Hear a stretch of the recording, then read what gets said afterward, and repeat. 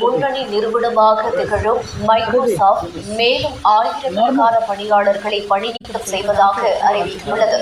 1975ஆம் ஆண்டு bill Gates மற்றும் பாலானன் ஆகியோரால் தொடங்கப்பட்ட மைக்ரோசாப்ட் நிறுவனம் மென்பொருள் தயாரிப்பு, கணினி மற்றும் மின்னணு சாதனங்கள், கேமிங் போன்ற பல துறைகளில் பெருகளவில் செயல்பட்டு வருகிறது.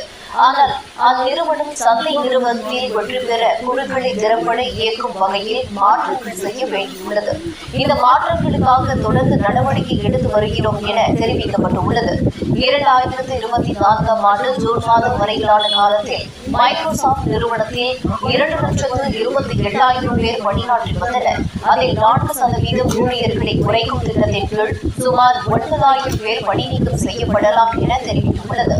மேலும் கடந்த மே மாதத்திலும் சுமார் 6,000 பேர் வரை பணிநீக்கம் செய்யப்பட்டிருந்தனர். தற்போது மேற்கொள்ளப்படும் இந்த நடவடிக்கை